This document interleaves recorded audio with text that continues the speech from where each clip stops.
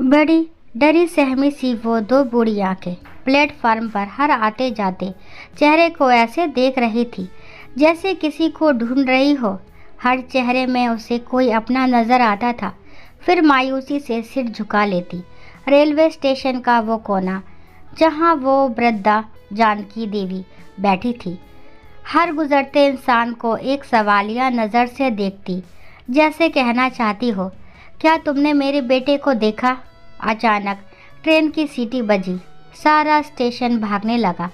भीड़ में वो बूढ़ी माँ जैसे अचानक किसी उम्मीद से खड़ी हो गई। सौरभ, ओ बेटा सौरभ। कमज़ोर सी जान, लेकिन ना जाने कहाँ से ताकत आ गई। बैग उठाकर हर डब्बे के पास दौड़ते हुए आवाज़ लगा रही थी, सौरभ। लेकिन 2 मिनट बाद ट्रेन छूटी और स्टेशन पर फिर वही सन्नाटा। वो धीरे धीरे वापस उसी जगह बैठ गई जहां अब शायद उसकी उम्मीद भी टूटने लगी थी। एक पापड़ बेचने वाला युवक और एक माँ का दर्द। पास ही पापड़ बेच रहा राकेश नाम का युवक कब से उसे देख रहा था। आकर बोला, क्या हुआ अम्मा? जानकी देवी ने थके और डरे हुए स्वर में कहा, बेटा टिकट काउंटर बहुत दूर है क्या? राकेश बोला, नहीं अम्मा, पास में ही है। वो कांपती आवाज़ में बोली, मेरा बेटा तो उधर टिकट लेने गया था। 3 घंटे हो गए हैं बेटा, अभी तक आया नहीं। राकेश को शक हुआ। वो बोला, अम्मा भूख लगी होगी, ये पापड़ और खाना खा लो। वो कांपते हाथों से खाना लेती है, आंखों में आशीर्वाद भर देती है और फिर कहती है, मेरा बेटा आएगा बेटा, उसने बोला था वो ज़रूर आएगा। जानकी देवी कौन है? अब चलिए जानते हैं। जानकी देवी कौन है? जानकी देवी एक मेहनती माँ जिनके 2 बेटे थे, मोहित और सौरभ। पति हरिनारायण जी जो अब इस दुनिया में नहीं रहे, गरीबी में दिन रात मेहनत कर दोनों बेटों को पढ़ाया लिखाया। बड़ा बेटा मोहित गांव में डेयरी चलाता है, छोटा बेटा सौरभ गुड़गांव में दुकान संभालता है। पति की मौत के बाद जानकी देवी अपने बड़े बेटे मोहित के साथ गांव में रहने लगी, पर वहां उन्हें एक काम वाली बाई से ज़्यादा कुछ नहीं समझा गया। काम भी कराती बहू और ताने भी सुनाती। फ़ोन आया, बेटे का प्यार या लालच। एक दिन रसोई में बर्तन धोते हुए बहुत दिनों बाद छोटे बेटे सौरभ का फ़ोन आया, माँ सुरभि की तबीयत बहुत ख़राब है, बुखार उतर ही नहीं रहा। कुछ दिन के लिए गुड़गांव आ जाओ ना, तुम्हारी बहू को तुम्हारी ज़रूरत है। माँ की ममता जाग गई। वो सोचने लगी, यहाँ तो तिरस्कार ही सहती हूँ, शायद वहाँ बहू को मेरी ज़रूरत है। जाऊँगी, सेवा करूँगी, शायद बहू जल्दी ठीक हो जाए। बड़ा बेटा मोहित और उसकी सच्चाई। जब मोहित घर आया तो माँ बोली, बेटा गुड़गांव जाना है, टिकट करवा दो। मोहित चौंक गया, फिर बोला, अभी याद आई माँ की, जब बीमे के पैसे मिले हैं। माँ उसकी नीयत ठीक नहीं है, पैसे चाहिए उसे। माँ बोली, नहीं बेटा, मेरी बहू बीमार है, सौरभ झूठ नहीं बोल सकता। मोहित बोला, ठीक है माँ, लेकिन बीमे के पैसे मुझे दे दो, कहीं वहाँ जाकर तुम सब दे दोगी। माँ को बहुत दुख हुआ, फिर भी अपने खर्च के लिए थोड़ा सा पैसा निकाल कर बाकी मोहित को दे दिया। मोहित की पत्नी की आंखों में चमक आ गई। अब तो सब साफ था, बेटों की नज़र माँ की सेवा पर नहीं, पैसे पर थी। गुड़गांव पहुँचते ही जानकी देवी की आंखों में खुशी थी। बेटा सामने खड़ा था। बहू ने कहा, माँ जी आपकी दवा वाले काढ़े से कुछ नहीं होगा, पैसे नहीं हैं दवा के लिए। माँ बोली, मैं हूँ ना बेटा, मैं सब संभाल लूँगी। उन्होंने देसी नुस्खे बनाए, फल काटे, प्यार से सेवा किया, पर असलियत कुछ और ही थी। जैसे ही माँ सब्जी लेने बाहर गई, बहू सुरभि बोली, ये माँ तो जहर जैसे काढ़े पिलाकर सच में बीमार कर देंगी। सौरभ बोला, मैंने तो सोचा था कि बीमारी का बहाना बनाकर माँ से पैसे निकलवाऊंगा, पर माँ तो सेवा में लग गई। मुफ्त की नौकरानी और पैसे, अब दोनों मिलकर तरह तरह के बहाने बनाकर माँ से पैसे निकालते और जानकी देवी भी चुपचाप देती जाती। उन्हें लगता बेटा परेशानी में है, मेरी जिम्मेदारी है मदद करना। वो खाना बनाती, बर्तन धोती, सफाई करती जैसे गांव में करती थी।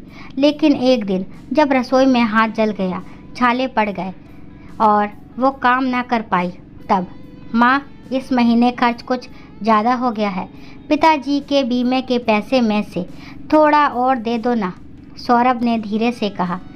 जानकी देवी ने उसे देखा, फिर थके स्वर में बोली, बेटा मेरे पास अब कुछ नहीं बचा। पिताजी के बीमे के जो पैसे थे उसका बड़ा हिस्सा तो मोहित को दे दिया था, और जो थोड़ा बहुत मैं लेकर आई थी वो भी तो तुम्हें ही दे दिया। अब तो मेरे पास गांव लौटने का किराया भी नहीं बचा। ये सुनते ही सौरभ का चेहरा गुस्से से लाल हो गया। क्या माँ, सारा पैसा मोहित भैया को दे दिया और हमारे लिए कुछ भी नहीं छोड़ा? यहाँ आकर आपने खर्चा ही क्या किया है? जो पैसे ख़त्म हो गए, आपको दिखता नहीं कि मेरा धंधा कितना मंदा चल रहा है?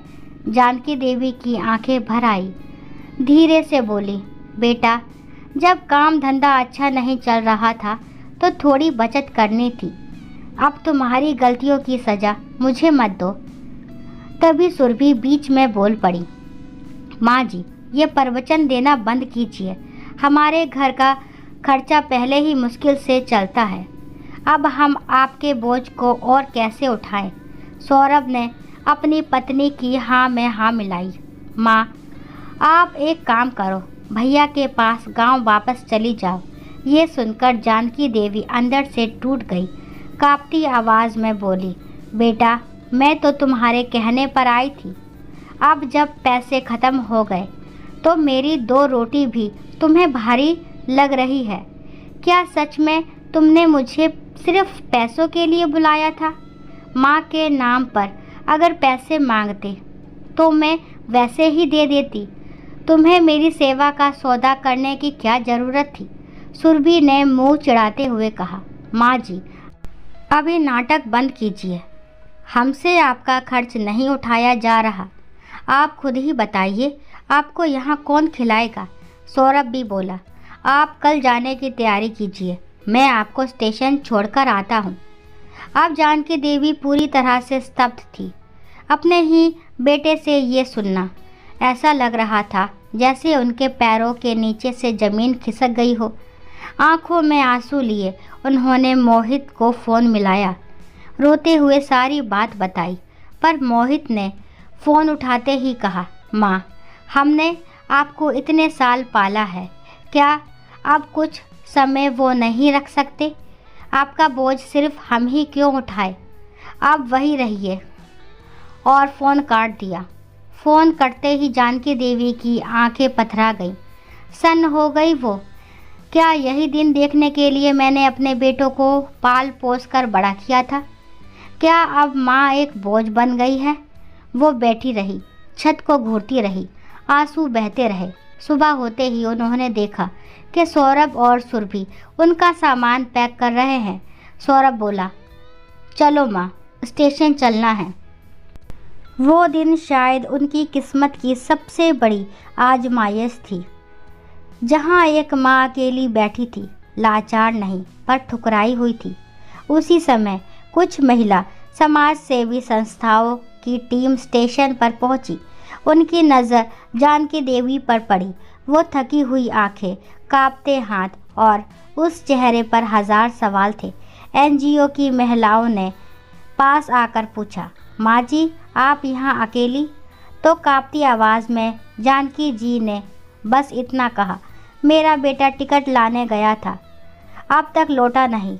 जब उन्होंने और बात की तब सच्चाई सामने आई कि जानकी देवी को उनके अपने बेटे ने छोड़ दिया था, सिर्फ इसलिए कि अब उनके पास देने को कुछ नहीं बचा था। एनजीओ ने जानकी देवी की इजाज़त से उनका एक वीडियो रिकॉर्ड किया, जिसमें उन्होंने कहा, मैं माँ हूँ और माँ से बड़ा कोई रिश्ता नहीं होता, फिर भी मेरे बच्चों ने मुझे बोझ समझा। इस वीडियो को उन्होंने यूट्यूब और सोशल मीडिया पर डाल दिया। वीडियो वायरल हो गया, लाखों लोग भावुक हो गए और बेटे जो एक माँ को छोड़कर जा चुके थे। उनका चेहरा अब हर जगह थू थू का पात्र बन चुका था। लोग उन्हें गालियां दे रहे थे। कैसे बेटे हो तुम? एनजीओ ने जानकी जी से पूछा। क्या आप चाहें तो हम पुलिस में रिपोर्ट दर्ज करें? आपके बेटों को जेल भेज सकते हैं। पर जानकी देवी ने बहुत ही शांत और गरिमामयी स्वर में कहा, नहीं बेटा, मैं माँ हूँ और माँ सज़ा नहीं देती, बस सबक सिखा देती है। इसके बाद एनजीओ ने उन्हें एक अच्छे वृद्धाश्रम में भेजा, जहाँ उनका सम्मान से स्वागत हुआ और हर ज़रूरत का ध्यान रखा गया। अब वो अकेली नहीं थी।